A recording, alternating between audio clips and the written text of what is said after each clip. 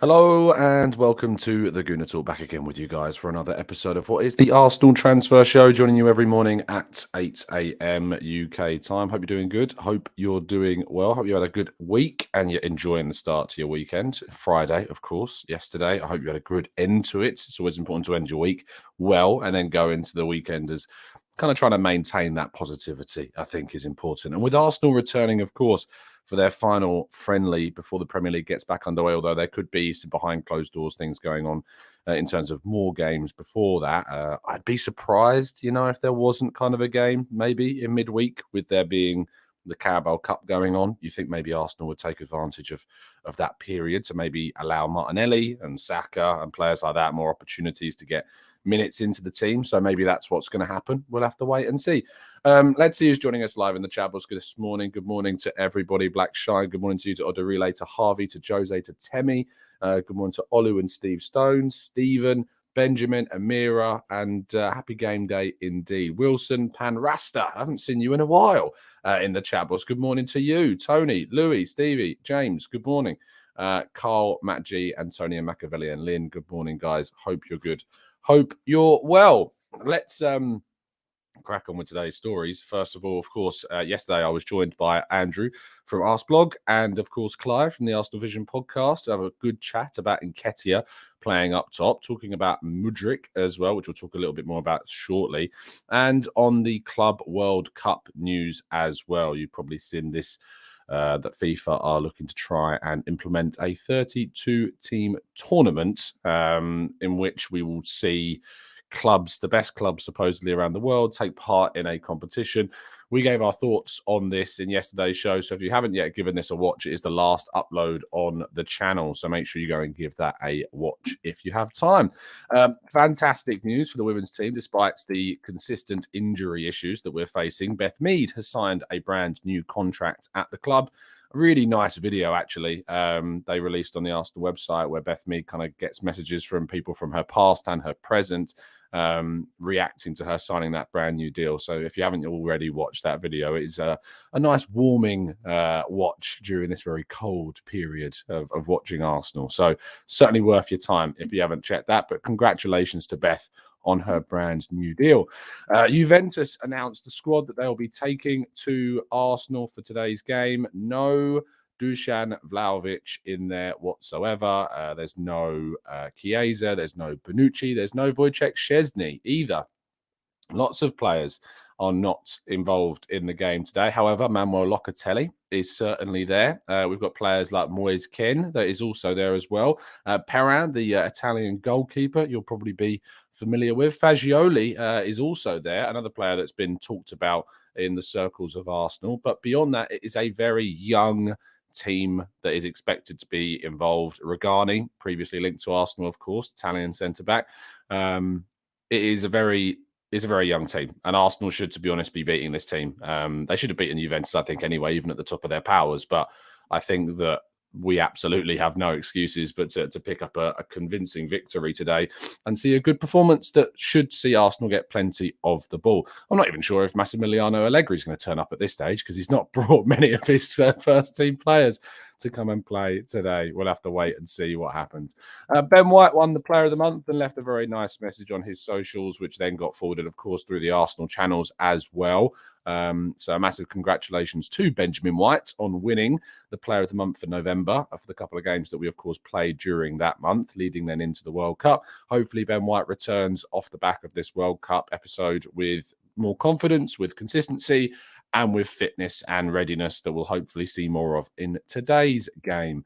Aaron Ramsdale has returned to training with the first team. However, there was no sign of Bukayo Saka or Gabriel Martinelli in training. Both are expected to return to training very, very soon, and could be involved if there is indeed a behind closed door friendly before the game against West Ham United on Boxing Day. William Saliba, of course, as we know, is the only Arsenal player now remaining in Qatar. Now, according to a number of sources, Pedro Neto is still said to be on Arsenal's wish list. Arsenal have a number of players they're looking at in those wide areas, with the main one, as we know, being Mykhaylo Mudryk. But Neto is still, despite his injuries, despite his poor season so far, still said to be on the list, as is Facundo Torres from Orlando City. Both players are still said to be of interest to the club. And if there are indeed any issues with the priority players that they go for, they've got other options that they may intend to try and push for between now and the end of the January transfer window. Speaking of Mudryk, though, although there is continuous talk around his price tag of 100 million being lowered and even discussions more around the 60 million pound figure, there is an expectation that if Arsenal sign Mudryk, it still could cost them a record fee, which, as we know, was 72 million pounds for Nicolas Pepe. It would be a massive surprise to see Arsenal pay a record fee for a player that doesn't start right now in the first 11. But maybe stranger things have happened. And maybe if Arsenal want this player this bad, this is what they're willing to go and do. I just can't personally see Mudryk being that. I mean, I can't see us investing that much. I just can't. Maybe I'm being naive, but I just can't see Arsenal paying a record fee for Mudryk. It would be mad to see us do that. But maybe that's the ambition that people have been talking about. People have been saying that we need to take this opportunity in this January window. We need to spend money. Maybe that's the money that we were talking about and actually does show ambition of this club if we go and break our transfer record in January. And our headline story of the day, Milinkovic-Savic's stance on Arsenal has said to have changed. Now, when we were linked to Milinkovic-Savic in the summer, there were these reports that suggested that the Serbian was not yet convinced that Arsenal was a team that would be the right move for him. And that kind of last big move of his career. He's now in his mid to late 20s. And if he is going to move, it's going to be that one big move before he then reaches kind of the twilight part of his career. He wasn't yet convinced by Arsenal at that stage. But now with Arsenal sitting at the top of the table, it does seem that Milinkovic-Savic is convinced by Arsenal and that he may indeed be the right player for us to sign during this period. We'll have to wait and see if that happens. I'm still very, very doubtful of Arsenal signing Milinkovic-Savic, but there are indeed reports that suggest that he has changed his stance on what he believes to be the right option for his future, and that Arsenal are now considered worthy, if you like, of Milinkovic-Savic, which I know will put some people off, and they don't really like seeing players talk about, not even talk about, but even suggested to be thinking about clubs in certain ways. But, based upon what the kind of player he is, and he's got one big move left in his career, he's going to want to try and be at a club that competes. And before this season, I don't think many people viewed us as a team that's going to start competing for titles as of yet. That has changed very, very quickly. But yes, that's where we kind of are for that. So lovely stuff. Anyway, we're going to move to part 2 and your questions right after this.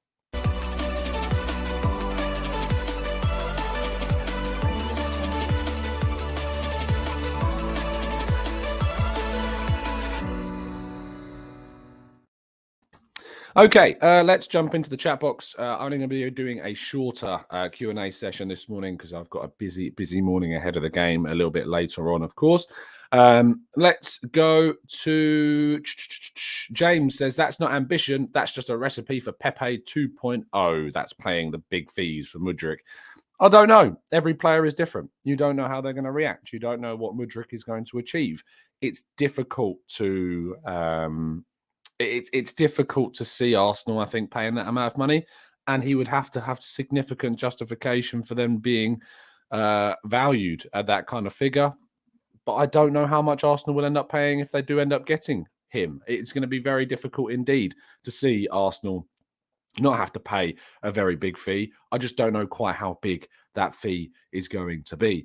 Max Days Black says, record club fee, right? Josh Kroenke did say be excited with a pocket full of daddy's money to burn. So maybe that's what we end up seeing is the Kroenke's going big this January.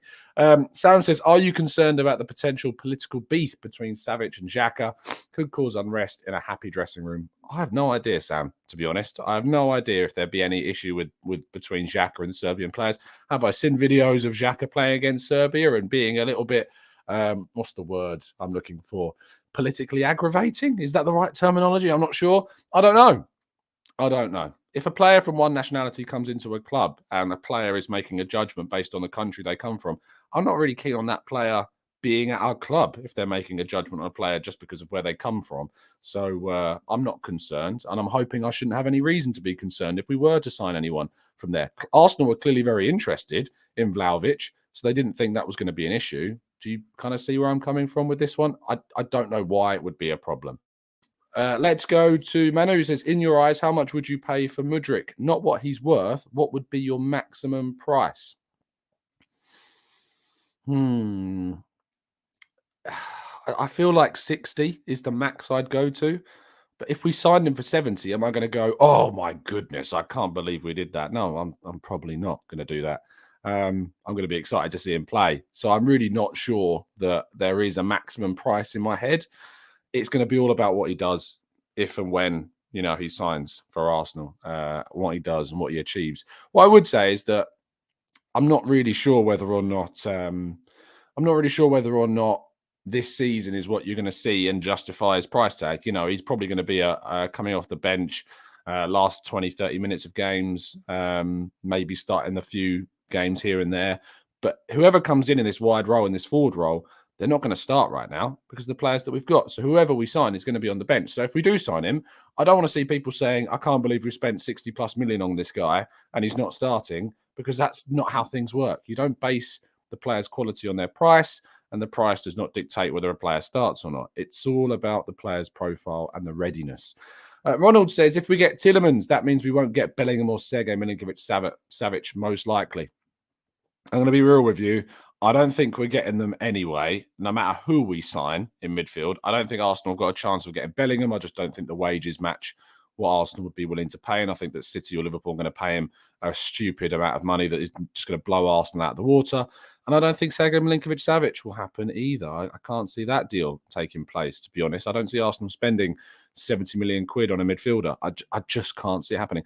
On Tielemans, of course, yesterday, we obviously had quite a long discussion about Tielemans. If you remember, there was a few people in the chat box kind of suggesting potential games in which I should be looking at Tielemans' performances with some concern. And I promised that I would go back and have a look. Neil suggested looking at Chelsea, Brighton and Bournemouth. I know that Paul suggested Brighton, and I know that Viking in the chat box couldn't suggest any. But I did go back and have a look at those games, and I'm willing to give you kind of the argument around this. I looked at Tielemans' statistics from those games and watched back some of the clips from those games as well. And I then cross-referenced those statistics with his season average of what he's producing. If we look at the game against Brighton, he had 90% passing accuracy, which is higher than his average. He got an assist in that game. He had 100% passes into the final third, 100% accuracy passes into the box. He received the ball just 19 times. Now, on average, he receives the ball 46 times a game. So this game against Brighton, that they lost Leicester 5-2, he just didn't get the ball. He didn't get any of the ball at all during the game. 50% of those defensive duels he won, which is lower than what he usually puts in, and he competed in 6 defensive duels during the game. He only lost the ball 7 times, which is lower than his usual 9, and he made 4 recoveries, which is lower than what he is usually putting in. And he made 2 shot assists in the game as well, which is higher than he would usually get during a season on the average. So it's a mixed performance, but he wasn't really involved too much because he only got the ball 19 times during the game. I think that Brighton certainly looked into Brighton looked more to stifle Leicester, and overall that affected Tielemans' performance. Against Bournemouth, it wasn't good. The Bournemouth game certainly wasn't. He only had 84% pass accuracy, which is lower than his usual 86.6. 60% pass accuracy into the final third, which wasn't as high as it usually is either. He usually has around 80. He received the ball 52 times, which is still significantly more I say significantly, 6 times more than he would. So he was involved in the game, but he did get involved in 15 defensive duels and won 80% of those. He won a significant number of those. So defensively, he didn't look too bad. He also made 9 recoveries during that game also, but didn't assist with any shots during that match.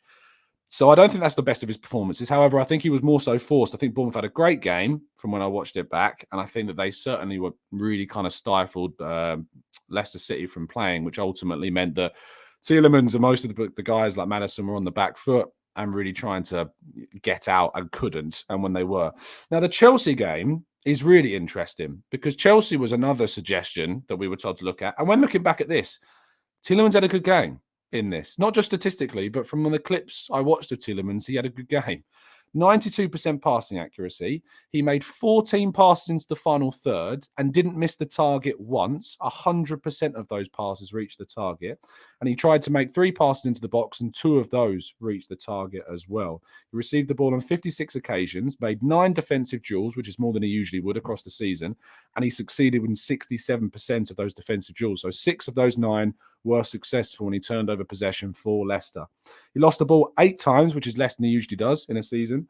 And he made 12 recoveries as well, which is significantly more than he usually does during a game. And he assisted 4 shooting opportunities for Leicester in that defeat. If someone's going to give me the examples, this is what I'm going to do. Because I think it's really important to ask, when you have this preconception around a player that's all about, you don't particularly like them, or you think they're lazy, you think they're slow. I think often the biggest factor in underrating or overlooking a player is to do with their speed, is to do with their mobility, to do with how fast they are, because that's the video game world that we live in. Not all the time, but I think that it is. And Tielemans isn't fast. Tielemans isn't going to give you running. Tielemans isn't going to give you like really high intense pressing. He will give you pressing, but as Clive talked about on yesterday's show, Tielemans is going to press and try and judge when best to press. That's what he's going to do. And he does that pretty well. But looking at the statistics of games that he's perceived to have not had the best of games, actually, he's still standing out in his statistics.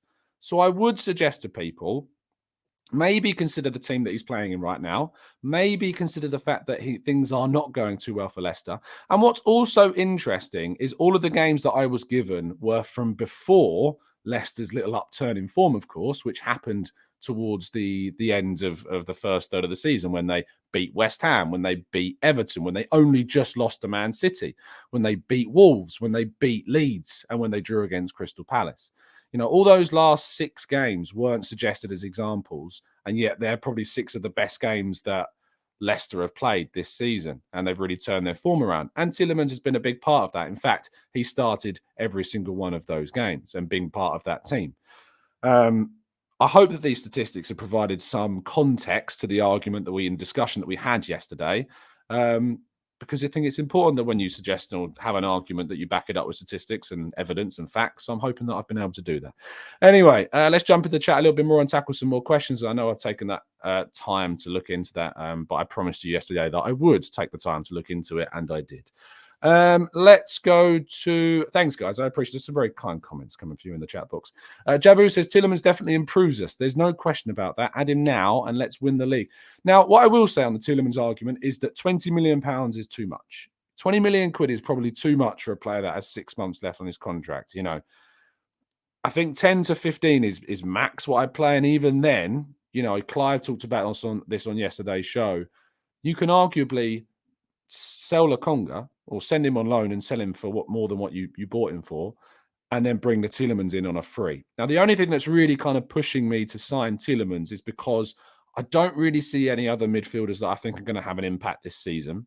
I'm going to see them having transition time and cover, but I feel like Tielemans can come in and have an impact this season and give us some cover. If Xhaka's out, I think he can play where Xhaka plays.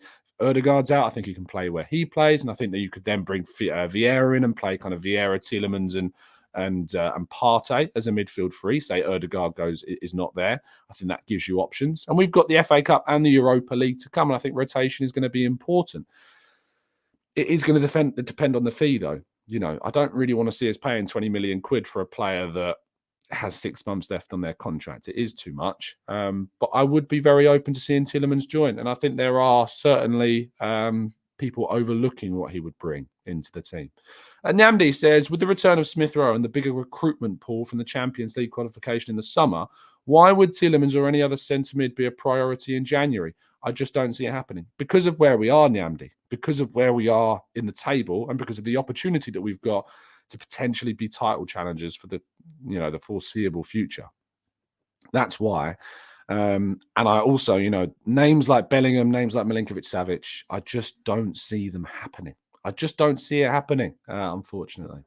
Manu says, we keep forgetting that players don't magically stop improving at 23. Mykhaylo could have a solid influence on Youri Tielemans' game.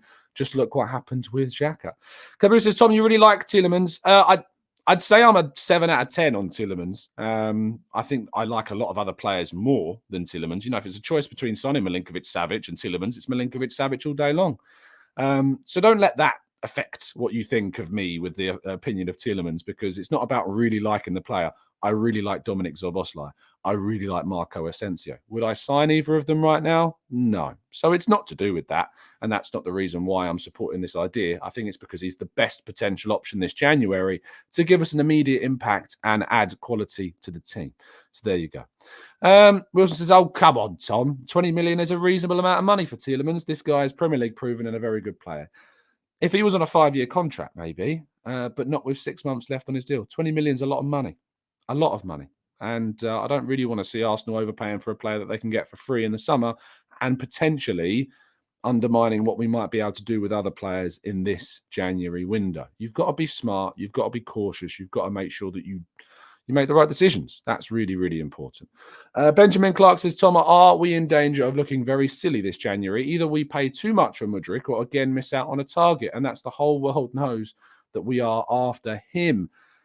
It's always the danger, Benjamin, sorry. I know that you Benjamins are very keen on being called Benjamin. But I think that it's a risk either way.